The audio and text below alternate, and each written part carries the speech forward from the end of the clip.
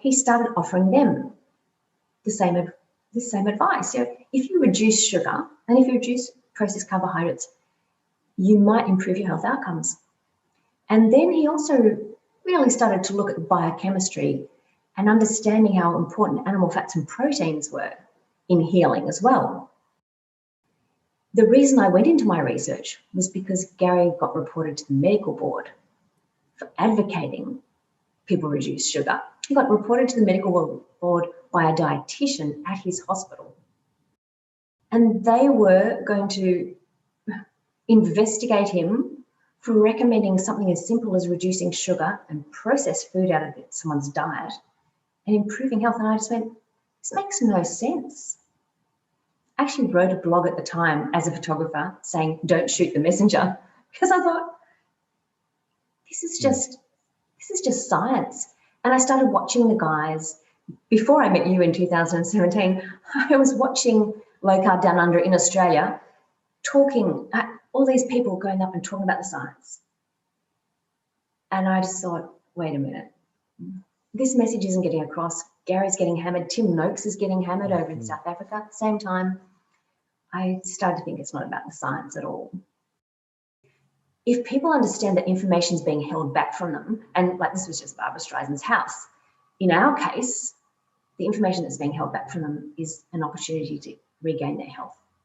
So when people understand that information is being withheld, they are far more invested in searching out the message and then sharing it, which is, as you say, that's what social media has done. It's the Streisand effect. Because a doctor is being told he can't tell people how to improve their health. He has to band-aid sick care. He has to medicate. He has to operate. Band-aiding sick care instead of empowering people, which David Unman's one of the biggest ones is, I found joy in medicine. Gary, Tim, like this is where it becomes exciting to practice medicine, when you can give people tools to take back control of their health, when you can show people how they can improve their blood glucose, and you can de-prescribe, you can take people off medication. That's why you go into medicine. That's why you want to become a doctor. You don't want to go in to make people sicker. Welcome to the herd, and thanks for listening. If you enjoy this sodcast, please like it, share it, give it a good rating, and follow, and help more people find their way into the Ruminati herd. If you have suggestions for improvements, please let me know. Howdy, everybody. Welcome to this episode of the Meet Your Herdmates sodcast. I am very pleased to be joined today by Belinda Fettke. Thank you for coming. Thank you for inviting me. Belinda Fettke, for those who don't know of her, is you were trained as a nurse. You were a registered nurse. You've been a professional photographer. Yes. You co-founded Nutrition for Life. And is it Launceston? Launceston. Launceston, thank you. Yes. Launceston in Tasmania. People may so remember. Far away on the other side of the world. It's 5 hours earlier tomorrow there from where I am. And you may have remembered a guest that I had on another episode or so ago, also from Tasmania, and coincidentally enough. And that's probably part of this story of how you've become so engaged in researching specific areas, but you've been a supporter of low carb, healthy fat for a while now, right? I have been for a while, yes. And I guess it's part of my story, how somebody who was a professional photographer did a full circle and came back to health advocacy. So it's interesting. And you say come back to health, but you had that perspective as a nurse, but that was what you were trained. And how much nutrition did you get in your training for? Oh, I think we learned that lovely food pyramid, isn't it? Vanessa Spina says it's the biggest food pyramid or the biggest pyramid scan of all time. So yes, I trained as a nurse, had babies. We have 3 young adults now, but stopped to have children, and then I became a professional photographer for about 18 years. So far away from health, it wasn't funny, but it was quite nice. Gary, my husband, who you've already interviewed, is an orthopedic surgeon. So he was doing enough health in the family. And it wasn't until he became sick, Peter, that my life started to change a little bit more, have more of a focus on the health aspects. Gary was diagnosed with a very aggressive pituitary cancer in the year 2000. And our life as we knew it for a little while just was upside down, inside out. You may have seen on Twitter that Gary and I have been together for 40 years this weekend. I'd never made an adult decision without him. So when he was diagnosed with cancer, it floored me. And I had so much respect for him because he was determined not to die. He didn't want to miss out on what life had to offer and be around for our kids and be around for me. So he fought this thing so bravely. He had more surgery in 2004 and he was on chemotherapy for 11 and a half years. In 2009, he was told there was nothing more that they could do, that it would be a progressive disease that would kill him. And he started doing a lot of research.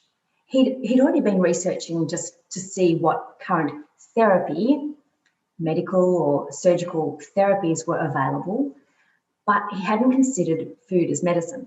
That was off the radar. It was never discussed, it was never considered, and he certainly didn't consider it. He was eating by the food pyramid, a really good 6 to 11 serves per day of processed carbohydrates, bread, cereals, rice, pasta. I mean, he actually said to me, because interestingly, I've never liked breakfast. So from a teenager, I've been an intermittent faster by choice, not because of health. I just didn't like it. And Gary used to say to me, breakfast is the most important meal of the day. You've got to eat breakfast. And I'd go, no, I don't want to. So anyway, fast forward. He was given a book by a lawyer here in Australia called Sweet Poison. And this guy had been a lawyer for the tobacco industry. And he'd gotten sicker and sicker and sicker. And then he started to think about what the tobacco industry tactics were, and he could see them mirrored in the sugar industry. So he wrote a book, Sweet Poison. Gary thought, well, what does a lawyer know about food, sugar? What does a lawyer know that I wouldn't know? I've studied biochemistry, anatomy, physiology. What does he know? And at the same time, our pharmacist, who's very much into a lot of alternative thoughts around health, said to him, they're seeing some really interesting side effects of a drug called metformin. This is back in 2010, 2011. And what's happening as a side effect is that people with cancer are going into remission, and there's less incidence of cancer in the group that are taking metformin compared to the non-group, the non-conforming group. So she said, maybe you should take metformin. Well, understand that over the last 11 years, Gary was now taking 10 medications. He was on chemotherapy, as I mentioned. Some of the medications were simply band-aiding side effects of previous medications. And he was becoming very unwell. So not only was he dealing with this cancer that gave him terrible headaches, and you know, it's a horrible feeling to live with cancer, plus the chemo making him sick. He was also on high blood pressure medication. He was pre-diabetic. And he just thought, why would I take another medication? So he looked up to see what metformin was doing. And my layman understanding of it is that it takes the sugar out of the blood vessels and pushes it into the tissues, which probably isn't a great thing either, but it takes it out of the bloodstream. And he thought, why would I take another medication when maybe I just stop eating sugar? So that was the start of it in 2012.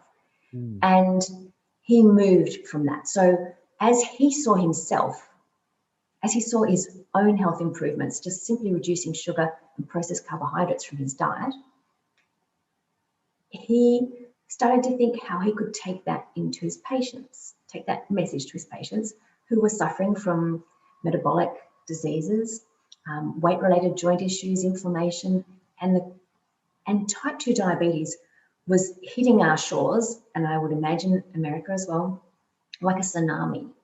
And Gary, 20 years ago, may see somebody with a complication of diabetes requiring debriding of the flesh of toes or forefoot, maybe even a lower leg or below knee amputation.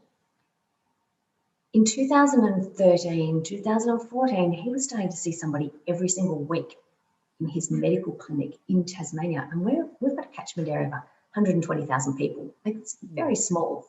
As you mentioned, we're on the other side of the world, down the bottom, tiny, tiny rural country town. And he was seeing that many people with complications of diabetes. And he started offering them the same advice. So if you reduce sugar and if you reduce processed carbohydrates, you might improve your health outcomes. And then he also really started to look at biochemistry and understanding how important animal fats and proteins were in healing as well. So that's where our story came from. So I was supporting him, watching things disappear out of our pantry. Mm-hmm. Can't eat that anymore, can't eat that anymore, can't eat that anymore. But, I was watching him take back control of his health. And it's interesting, as you said, as I've started to uncover things, the reason I went into my research was because Gary got reported to the medical board for advocating people reduce sugar. He got reported to the medical board by a dietitian at his hospital. And the day that he received the letter from the board, we were in Melbourne because he was just saying hello to our children for a weekend before he came back home to have his hip replaced. Another complication of he would say his poor diet and too much exercise on a poor inflammatory diet when he was young. And he got this letter, and I'm watching this man in hospital, recovering from hip replacement, having fought cancer, put his cancer into remission and come off chemotherapy under supervision, but he'd been off chemotherapy, come off 10 medications, and they were going to investigate him for recommending something as simple as reducing sugar and processed food out of someone's diet and improving health. And I just went, this makes no sense. I actually wrote a blog at the time as a photographer saying, don't shoot the messenger, because I thought, this is just science. And I started watching the guys. Before I met you in 2017, I was watching Low Carb Down Under in Australia, talking, all these people going up and talking about the science.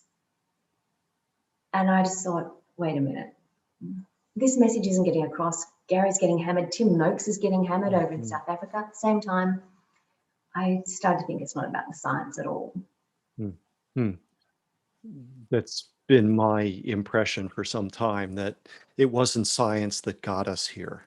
And it won't be science alone that gets us out, because if science didn't create the problem, science can't solve it. There are other interests at play here. And I think that too many people aren't aware of that. So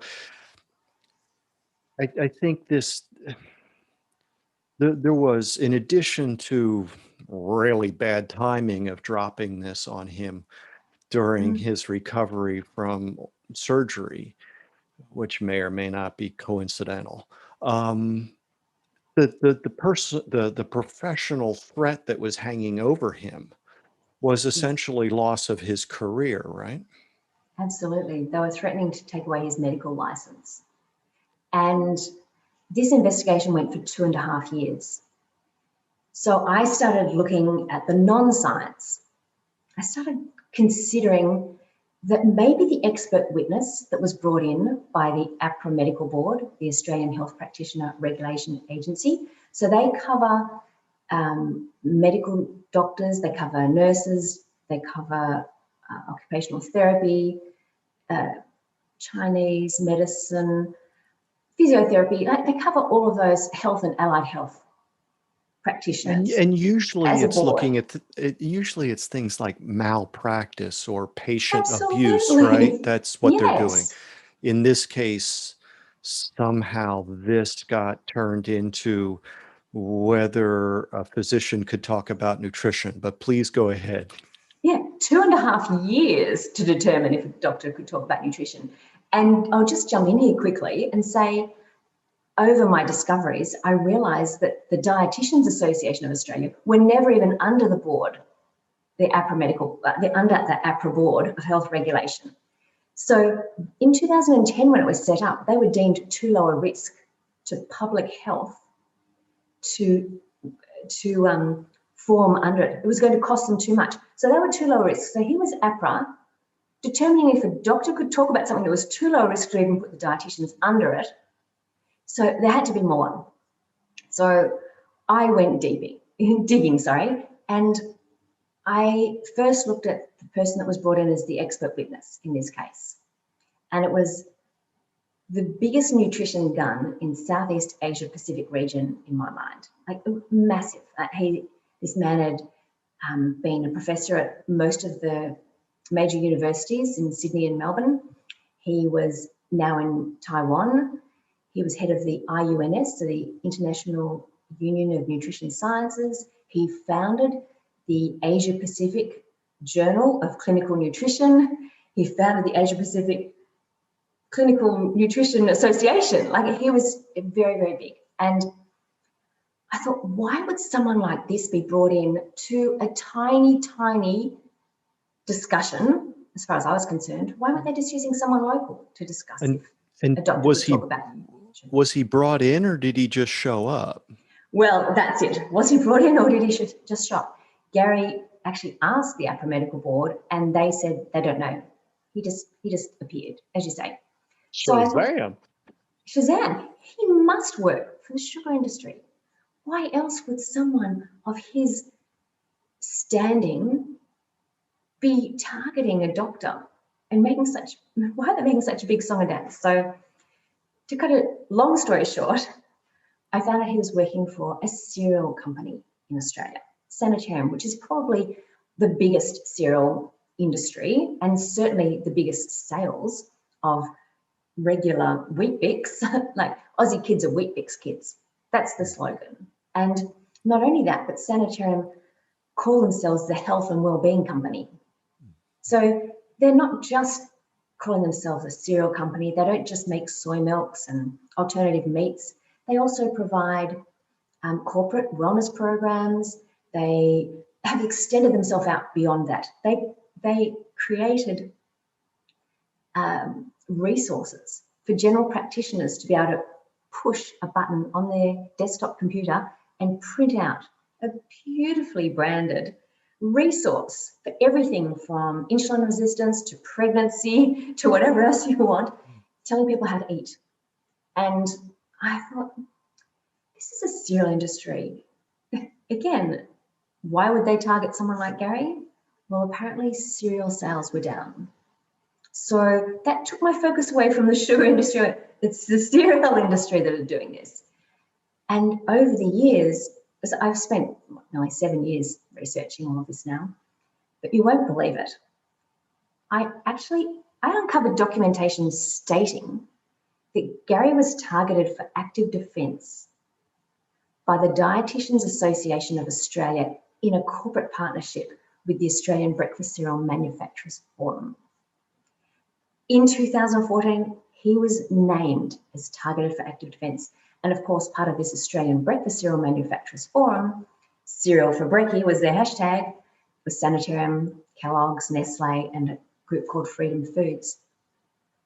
For $23,000, our Dietitians Association of Australia had sold out their members because part of the contractual agreement was that the DAA were to use their members to influence, protect, and actively defend not only cereal and grains, but sugars messaging. I've just gone, what? How many of the dietitians understand this? Well, I don't know. And I think this is really unfair because the Dietitians Association of Australia, which is now just called Dietitians Association, I think they wanted to change their name after I've been calling them out so much.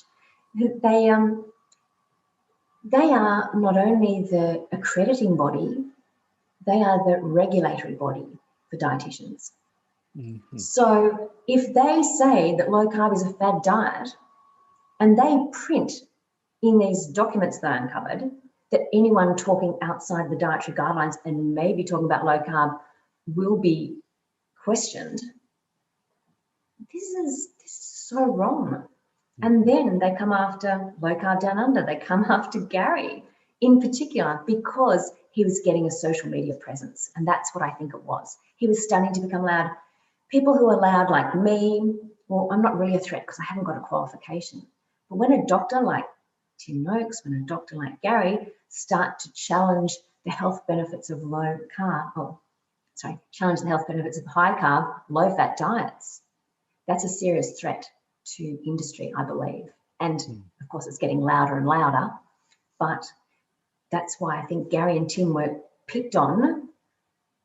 They were trying to silence the messenger because they wanted the message silent. Okay. And it backfired massively. Yes. Gary, in fact, in our conversation said that what was his crime became his salvation, in the sense that he got in trouble because of social media, but because of social media, the word got past the gatekeepers, and the Exactly. response was enough to make people wake up. So this was 2.5 years that lasted, but then what was that I just heard recently, that there's been an official, is that right? Official? No, just an apology. Just an apology. It took 4.5 years for us to get an apology and for all of the vexatious allegations dropped. So in 2018, Gary was cleared of all trumped up charges. We went to the National Health Ombudsman because this determination by the AHPRA Medical Board was non-appellable. We couldn't even use a lawyer. We couldn't go to court to fight it. They have such power that it was just unbelievable. So I took over Gary's Facebook page, and that's how I jumped into the spotlight. I was researching behind the scenes, but when they silenced him, Gary said, we can't let them do this. So it's called the Barbara Streisand effect, or the Streisand effect. And in 2003, they were doing a story on the coastal erosion in California and photographed Barbara Streisand's house. And she wanted to try and stop the publication of these images. And social media obviously had started. So instead of silencing them, I guess if people understand that information is being held back from them, and like this was just Barbara Streisand's house, in our case, the information that's being held back from them is an opportunity to regain their health. So when people understand that information is being withheld, they are far more invested in searching out the message and then sharing it, which is, as you say, that's what social media has done. It's the Streisand effect. Because a doctor is being told he can't tell people how to improve their health. He has to band-aid sick care. He has to medicate. He has to operate.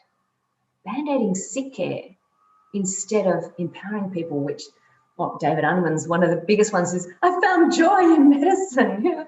Gary, Tim, this is where it becomes exciting to practice medicine, when you can give people tools to take back control of their health, when you can show people how they can improve their blood glucose, and you can de-prescribe, you can take people off medication. That's why you go into medicine. That's why you want to become a doctor. You don't want to go in to make people sicker.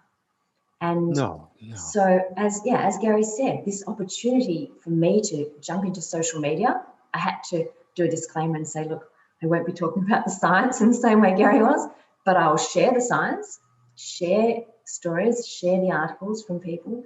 And we had over 100,000 people see that first post. Gary only had 5,000 people following him on social media. 100,000 people go, whoa, something's really wrong down there in Tasmania. And then we get to be on the stage with Low Carb Down Under and come over to America and meet you. And what was so exciting, I think, because I'd heard the science and I understand the science, and I'm not as interested in the science because I've heard it so much.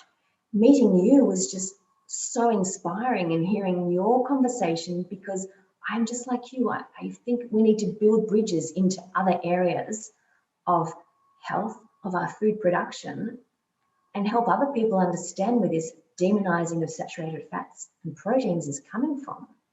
And so I got really excited meeting you and loved meeting you again. Was it just last year? Yeah, I think so. Thank you for having a platform where we can cross-pollinate, because this is so important. Absolutely. And my hope is when I see the people in both audiences, I recognize, I sometimes feel guilty because I'm judging, but I see people who are heavy, or I see people and I learn enough about their story to understand at a deeper level what they're really facing in the way of chronic illnesses. And in one audience, I'm hearing a message of hope, and in the other audience, which I think is producing the foods that would be foundational in that lifestyle, we're not talking about that. We're still talking about beef as a lean protein in some places. I mean, I understand it's been several years since the 29 lean cuts of beef or whatever, but the animal source food industry still calls itself a protein as opposed to all the other nutrients that come with it. My guess is because fat was supposed to be bad, we don't want to talk about fat. We do try to talk about all the other essential nutrients that are best sourced from animal source foods. But we still have a little bit of that fat phobia, I think, in some of the messaging. Cholesterol, oh my goodness, despite any kind of evidence that dietary cholesterol is a harm or a risk. And I get involved in conversations with people who think it's about how the animal source food is produced. And I understand that, but I think that there's a substantial portion of the opposition to the consumption of animal source food. It doesn't matter how they're produced. It's merely the fact that you're consuming animal source foods that they're against. Yes. And so we can't appease them with messages about how we're doing it, because they'll just play whack-a-mole and find another argument, because it's not about what we're talking about. It's about something behind all that. And you've been looking behind the curtains to find, maybe even back to find the roots, but certainly to be finding what's the current, sort of wizard behind the curtain that's manipulating the you should pardon the analogy, the levers of Oz. I'm sorry, I couldn't resist. And I just ended up there by mistake, or by accident. I just couldn't help it. So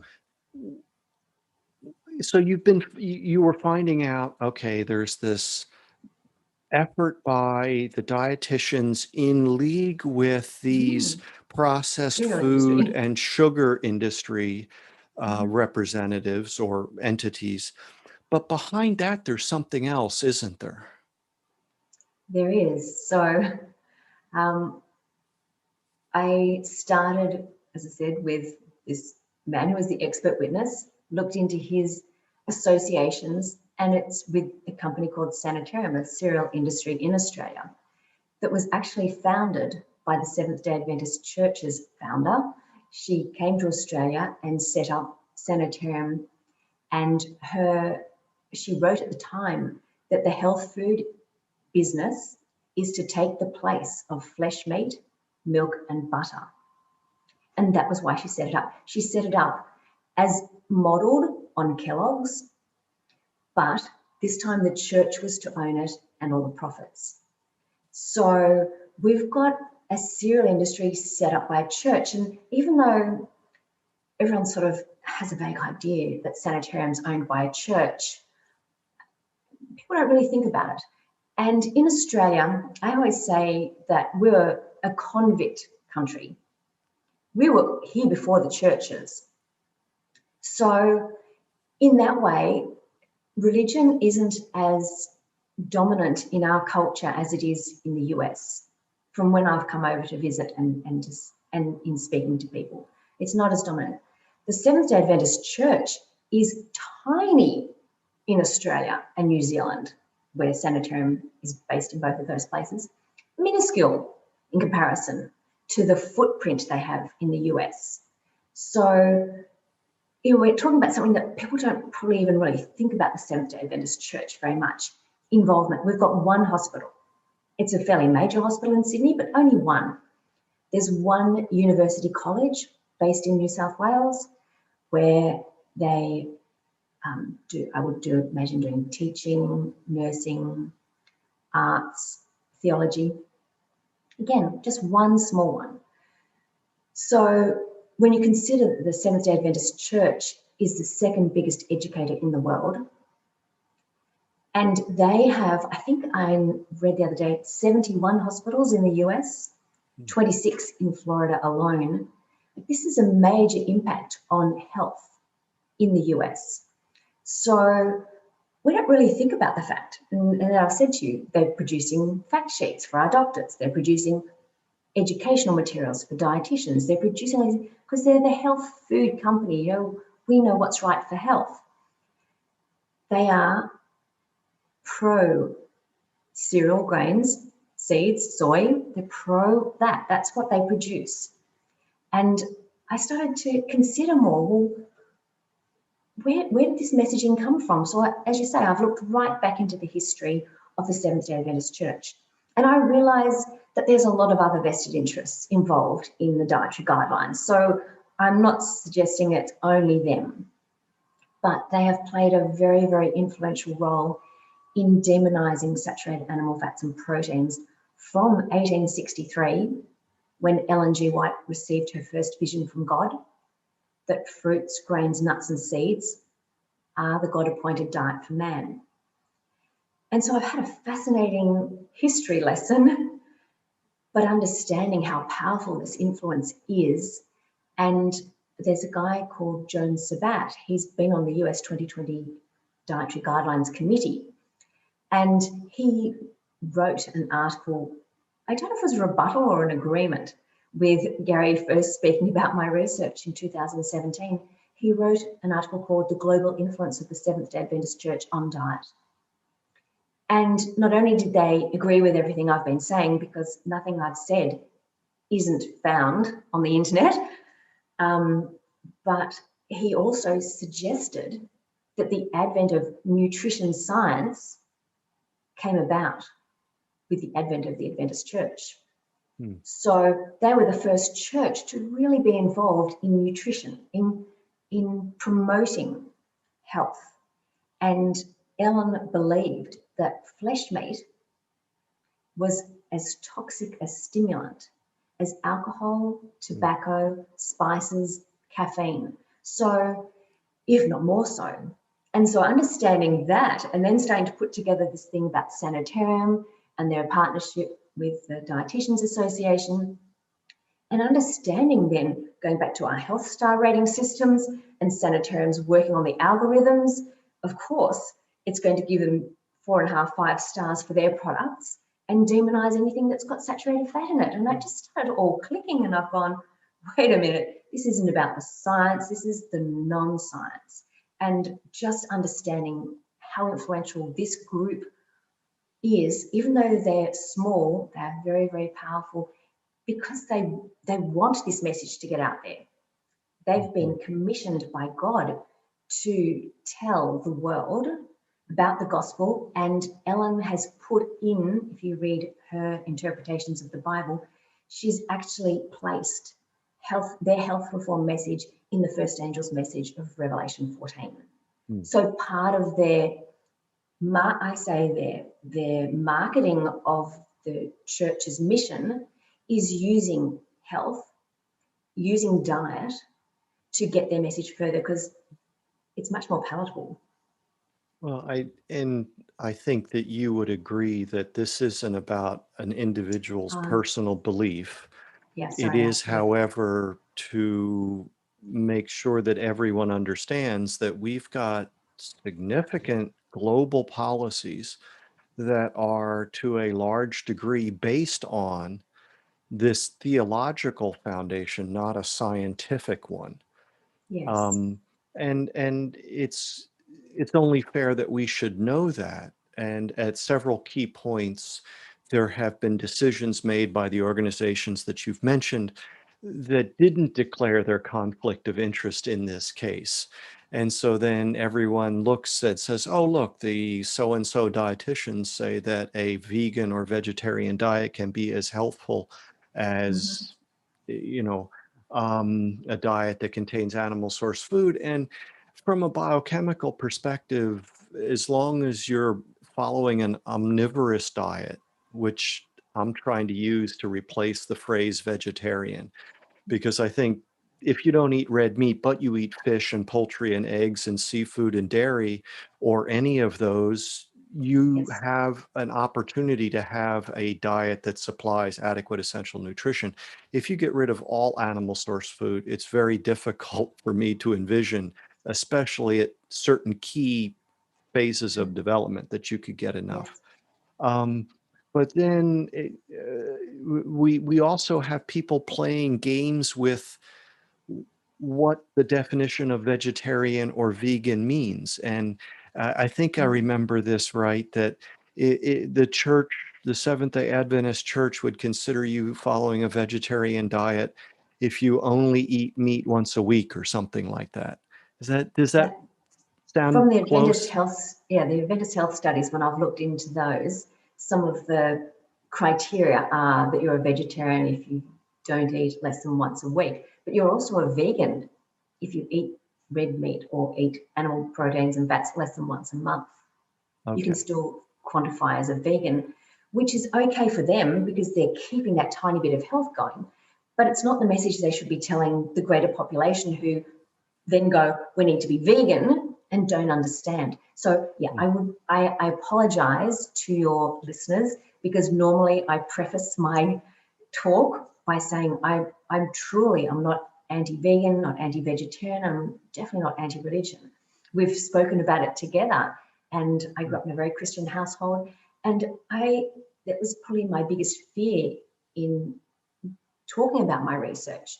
I kept it undercover for 2 years until I had enough information, because I hated the idea that I would hurt people by putting out this information, because to me it's the commercial arm of the church that I'm discussing, the commercial arm of the church based on the church ideology, which, even if you read Ellen's work, she always talked about present truth. So in her defense, maybe in the 1860s, when there was no refrigeration and when there was a lot of other things happening, she somehow tied these elements together, that meat was dangerous and diseased and whatever else. But it was always present truth. So things change within the church to quantify with what's happening currently. And I believe that if she was here now, she might not be as happy with, or actually see what was happening. One of the first missionaries who came to Australia got very, very sick, and she wrote a letter to him and told him to eat eggs.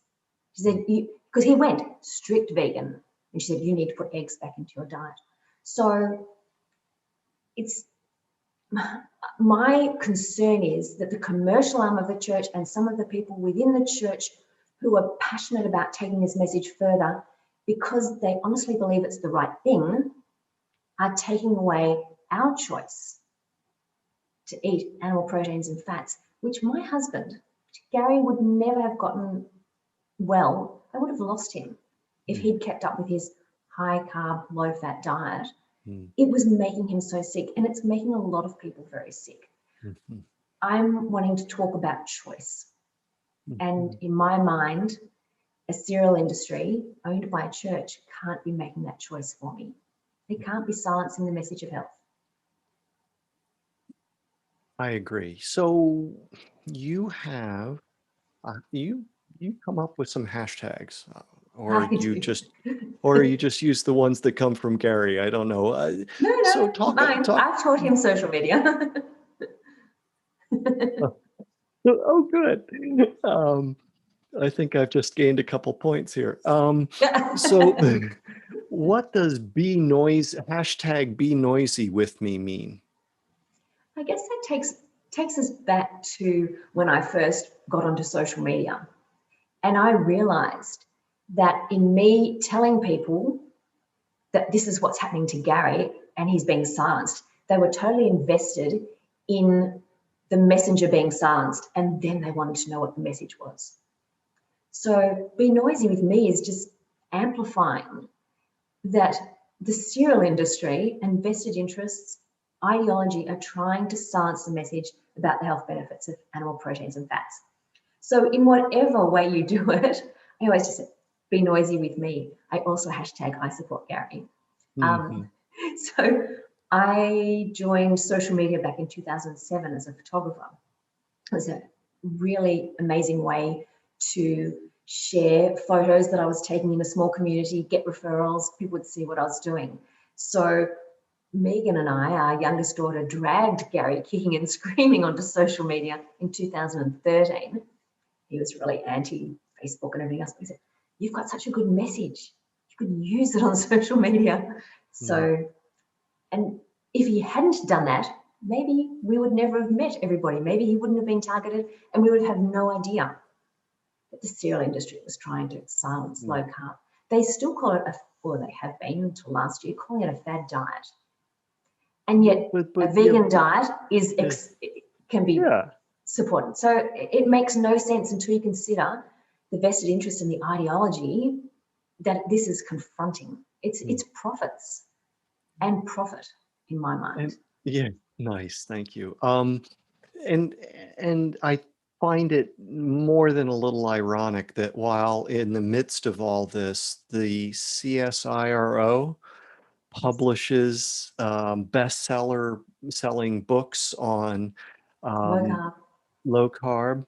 Now, that would be something like the USDA publishing something, or the USDA Ag Research Service publishing. So it's a group with scientists who are used to working in that kind of a mindset, and they're publishing that at the same time that we have all this going on.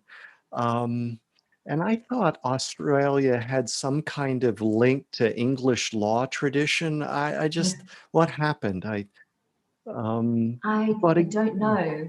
But interestingly, in 2015, as you said before, Gary and I founded Nutrition for Life in 2014 because Gary wasn't allowed to talk about nutrition and he had dietitians that were very keen to talk about low carb. So we started a business and they provided the information so Gary could refer people that way. But we had one of the experts, Penny Taylor, who wrote that low carb book. She came and spoke at an event we had for Nutrition for Life in 2015. When she came, she was so nervous because here she was talking about how important low carb was. We had 630 people, which is a massive amount of audience in Launceston, a huge audience. It was picked up on one TV channel with a tiny, tiny bit about it. I mean, here's someone from the CSIRO speaking. She was worried going back that she would be hounded at the airport. There'd be people wanting to ask questions. Nobody, nothing. It was, even the media are told not to promote this message.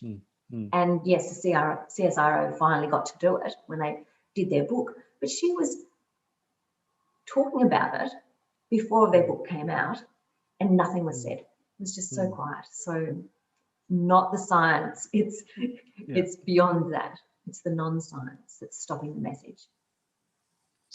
So we've mentioned the building bridges, and in your experience, as you've, forgive me, but I'll use the phrase normal people, the people that haven't been in our, sort of metabolic health, therapeutic carbohydrate reduction kind of space.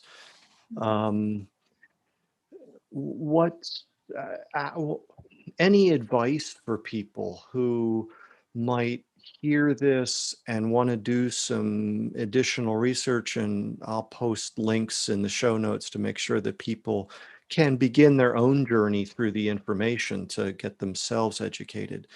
But how have you, beyond the clinic and the event that you talked about, are there other things that you're doing locally, or any advice to people who would like to spread the message wider in their communities? I think what's amazing is that most of the people have come to find low carb through their own health journey. Most people. There's a few like Eric Westman or David Unwin who've had patients just go, look what I'm doing, this is amazing. And they've actually listened, which is incredible. But most people have come through their own health journey. So I think as people start to understand what that is, I think people have to recognize first, it's like giving up smoking, it's like giving up all sorts of things. Sugar and processed carbs are very addictive. And so you have to sort of come to terms with that you want to make the change. In our community, Gary has run Fairsies Fat Busters, I think since maybe 2014, 2013, maybe even. He's run it through a radio station and done it with the announcer and worked through his health. And we've had a whole lot of people sign up and join. And I think it's more than just giving information. It's about supporting people. It's wraparound support.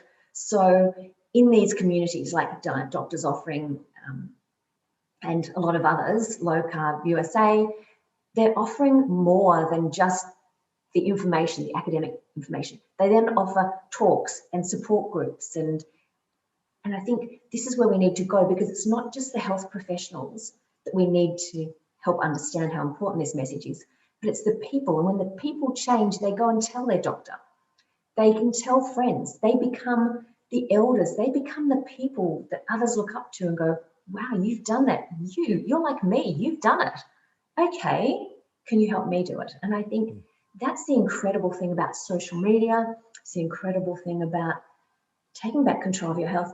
You feel in control, and you just get more excited about sharing, paying it forward to others. And so we've run these radio programs. The radio announcers have continued to promote this message ever since. So they've been fantastic advocates for us. We, through Nutrition for Life, we're running cooking schools, cooking classes, teaching people how to do low carb. This is how you do a brekkie. How easy is it? And our daughter wrote a really beautiful reference guide. She's very clever in doing lots of research and comparisons and things. So she went through the Australian Dietary Guidelines, because originally the DAA was saying it's too expensive, unsustainable, too expensive. So she went through every single meal and worked out the cost, that she was having the right amount of calories and all the things that they were recommending. And so she's done a fantastic comparison to show it's no different in cost. In fact, it's probably cheaper if you drop the snacks that they recommend, and that you can eat really healthy. So let alone pharmaceuticals, let alone improvement of quality of life, let alone, as you say, the fact that your children could grow up with their father and their grandchildren could know grandpa. How do you put a value on that? And somebody, I forget who it was, talked about the difference between lifespan and health span. And I really like the idea of health span to as a goal to remain as healthy as I'm genetically capable of being for as long as I can be, rather than spend the last couple years as essentially an invalid, which, or a decade. Yeah. So let's not spend much more time there, because it's probably getting closer than I'd like to think about. So, what's the food situation like in your town? Is it like what you see in North America when you visit, or more like what? It's rural. As I told you at the beginning of this chat, I'm looking out on cows right now, out the window. They're not You're ours, blessed. but You're blessed. I'm very blessed. We have an incredible, rich history of growing foods in Tasmania. We're a little island off the mainland. So our biggest industry would be locally fresh grown grass, pasture raised produce. Amazing. the cheeses, the meats, the fish, eggs, it's like everything. We've got Mount Roland eggs, and these chickens just roam all over Mount Roland.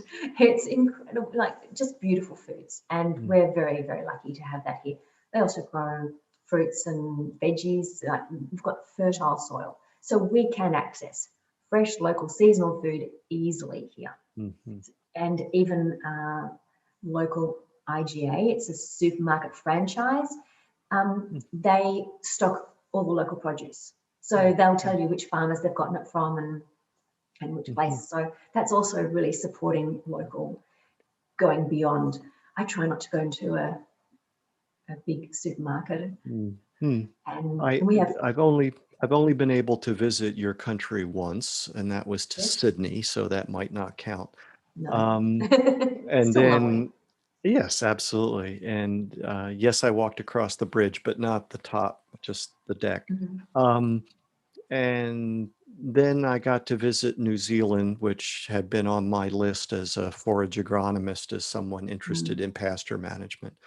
But I was in a store in New Zealand and I came across this delightful product called drippings. And it was beef and lamb tallow that they had in the meat case, like we might buy margarine in a similar container. And I was just, oh, this is great. And I was setting it up and trying to pose the camera, for my camera to take it. And the store clerk came over and said, "Can I help you?" And I was like, "Oh no, we don't get this at home." So tried to explain it away, and it's just like American, and he walked away. So there are some products that are available that aren't maybe so common here. Lamb, for example, and lamb would be far more frequently a part of the menu than it is in the United States. And as you mentioned, the fish from all the oceans. You can actually walk out in the rocks and get oysters, like you can go and collect your own. So nice. So let's see. You are still isupportgary.com is where you're still publishing. So if people want to find more of your research, that's a place, and your presentations as well. Yes, I think on the I Support Gary website is where I've started to work out a symbiotic relationship between Coca-Cola and elements of the Seventh-day Adventist Church. So they have come together in what's called lifestyle medicine. So the American College of Lifestyle Medicine started out in 2003 as the Christian Association of Lifestyle Medicine on Loma Linda University campus to teach people all their health reform principles, which include a lot of good things: sleep, rest, fresh air, sunlight. Like there's a lot of goodness. Don't smoke, exactly, no alcohol, all those things. But unfortunately, and you can see it specifically in Sanitarium's CHIP program, which the American College of Lifestyle Medicine now endorses, that meat, dairy, eggs, milk are above the processed foods, the alcohol and the tobacco as the things that you would consume that would give you the worst possible health outcomes. So when you consider that this is their messaging, then I'm concerned about lifestyle medicine. In 2000, but it was mainly done within the church realms, I would think, or people who were wanting to go vegan and aligned with their message.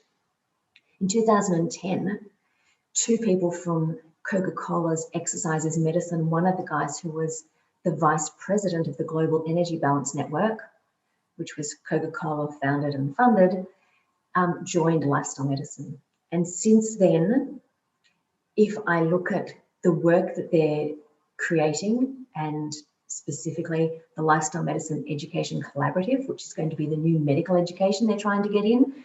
They've already started in America and they're trying very hard to get it into here in Australia, and I'm be noisy with me. That's part of my noise, is challenging this. we've already seen what 50 years of demonizing saturated fats has done, and our doctors fear fat.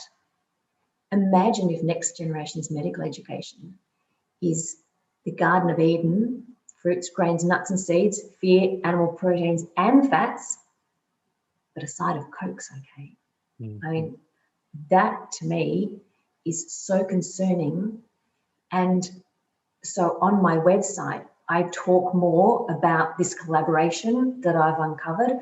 It's too big and too long to go into in this, but if they go onto the website, that's where people can start to see how I've put together my research and found this symbiotic relationship.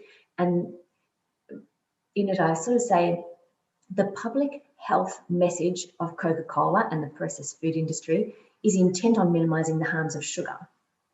And the public health message from the Seventh-day Adventist Church is intent on promoting the Garden of Eden diet, which is fruits, nuts and seeds, that they believe was God-appointed diet.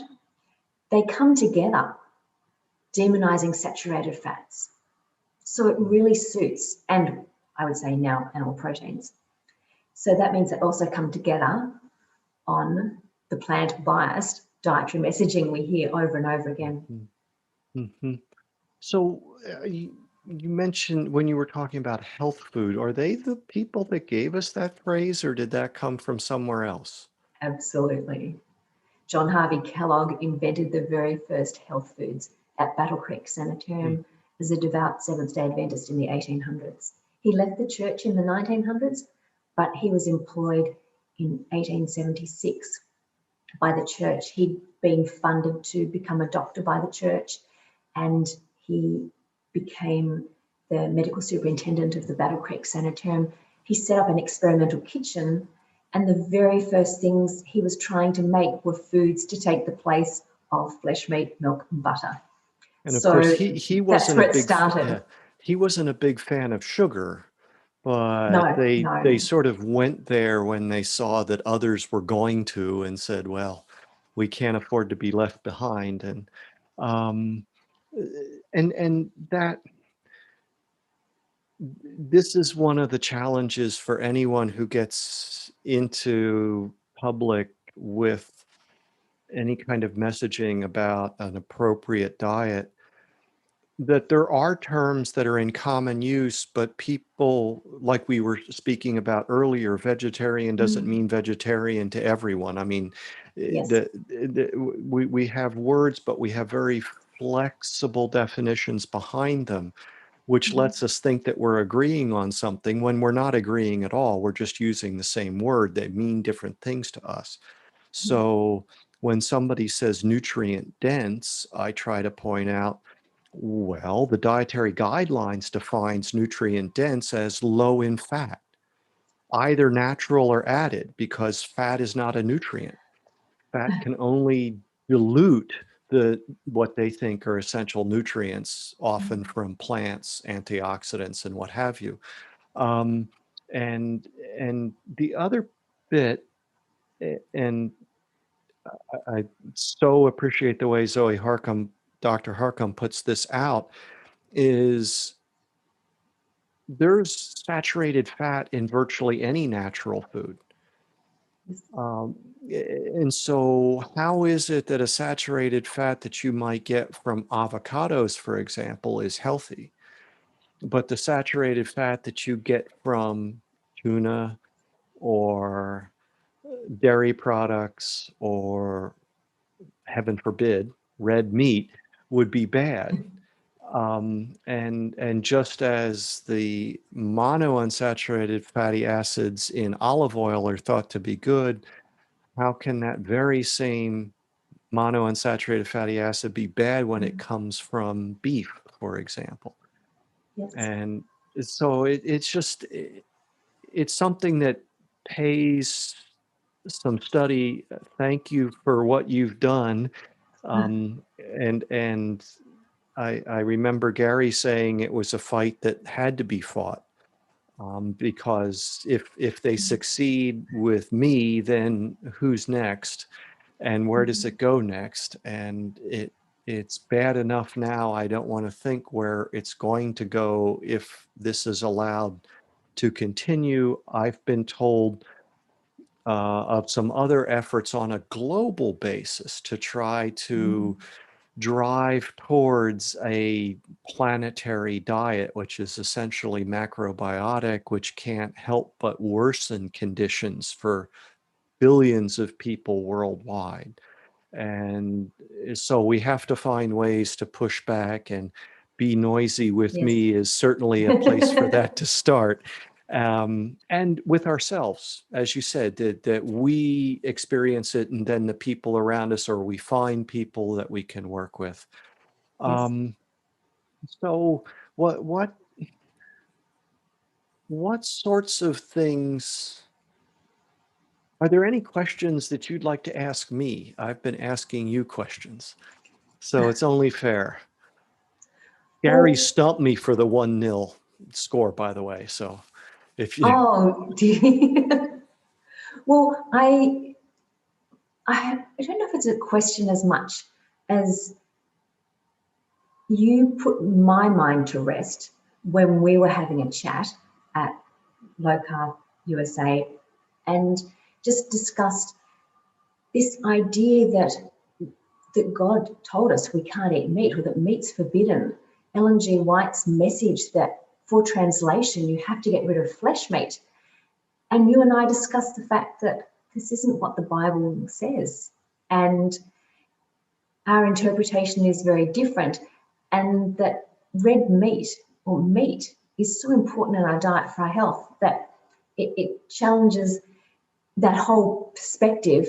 And your thoughts on it are just beautiful, and I think it would be really lovely if you could talk about that. But well, surely it's hard. There are always potential points of disagreement that some people don't, for example, believe in evolution. And I don't wish um, to be argumentative, but I do. And I think that it's possible to have a life of faith and a life in science. And for anyone who'd like to look more into that, I suggest biologos.org. The man that founded it ran the Human Genome Project. So he's a high quality scientist and he understands DNA, but he also practices a life of faith. These things are only in opposition when human stuff gets in the way. Usually there's some faulty theology or faulty science or both operating at the same time. I think that the fit between the development of grasses as a species, followed by the development of ruminants as species, and then followed by the primates and hominids, and finally modern human beings, is such a clear pattern that to think that we did not develop because that resource was available is it does not follow the science as I understand it. And I think that for myself, I really do believe that giving people this message so that they might become all that they're capable of being is so important. And I've said it in other places, but I really do think you can have one of two principal um, philosophies as we approach solving problems, big problems. And the one is that we can try to minimize human impact. I think the other one is that we could try to maximize human flourishing. And for me, the I believe that if we will pursue maximizing human flourishing in all that that means, yes, we'll get to minimizing human impact. Because part of that is honoring the inherent value and importance of individuals. versus the other, which tends to be top down. Yes. And we see what happens with top-down things. They're susceptible to conflict of interest and vested interests, and they tend to be one size fits all, and humans aren't. One of my, I don't know, I talked to the man this morning who gave me this. He said the average human being has one breast and one testicle, but you don't see many of them walking around. So anything that's got, whatever the average should be is obviously going to leave out a lot of people because that's only a few. People aren't that way. And so anything that then ends up diminishing those lives, I think has to be spoken against. And that's from a faith-informed perspective. And I need to do it with respect and consideration. Yes. And I need to work on all of those aspects in my life. But I really do think that if it's completely possible for people to be sincerely wrong. And so I have no problem believing that a large number of adherents to this particular organization would say things with full faith that what they were saying was Yes. true. However, I know that there are people who repeat that message, but they know what's true. They know it isn't. And so if an honest man is shown to be in error, he either ceases to be in error or he ceases to be honest. Yes. And our job is to figure out how we can lay information in front of people, make sure it's more widely accessible, and then trust that if we've done that in a way that doesn't shut down communication and lock people more firmly in their positions, Yes. that someday down the road, they might go, the doctor just told me that I'm pre-diabetic, and I remember hearing it. And then they go and they find from whoever that information and they apply it and they have their own personal journey like you were describing. And maybe Yes. they become a pivotal patient for their Dr. Unwin or their Dr. Westman. And then from there, it goes on from there. So that's the perspective I try to bring to the whole conversation. And I don't know if that repeats what we spoke about then. I think it does, but that's definitely what I found from talking to you. And you have such a brilliant way of making people feel very safe and presenting your information with just a touch of humor, but it's the science. But you bring it down to people's level. You bring it down so people can understand and they feel included. And it's in everything you discuss. I'm honored to be invited to be interviewed, and thank you for helping get this message out, because it is really important to understand that choice can't be taken away. It's about choice and it's about health. The most important thing is health. And people having these tools is amazing. Diabetes Australia just put out last week or a couple of weeks ago on their Facebook page that low carb will be supported. I've screen grabbed it, I've put it everywhere. It's not on their website, but they put it on their Facebook page. I think I'm going to hold you to account. And that's be noisy with me. You put that up there, you said you will support, so now you have to follow through. And that's, it's just. And maybe even what could I do to help you? Right. And what can I do to help you? Yeah, exactly. There's a lot of people who then can just take that message. I think Gary and Tim and myself, we sort of pay, we're sort of out there a little bit, but then other people can then just quietly come under and have that conversation with people that they're less defensive against as well. So you're the perfect person to take it further. Thank you. Thank you. One of the things that this effort of sodcasting has made me remember is how much I miss all these people that I used to see so frequently. And I certainly miss sitting next to you and watching Gary, or, having our side conversations or watching you give presentations. And so I look forward to the day when we can do that again. So do I, I. I thank you for spending this time and sharing your story. And I hope that my friends from my agricultural tribes or others can benefit, follow up on your research, and maybe even we can find ways for people in the animal agriculture Mhm. industries to get a fuller appreciation of who is behind the messages against the products of their efforts. Yes, I think that's a really important place, and I'd love to speak to anyone who would like to listen and to have that conversation. Perfect. Please go give Gary a hug for me. I will. All right, excellent. Thank you so much. And hi to Nancy. Lots of love to you both. Thank you, and to you both. Bye.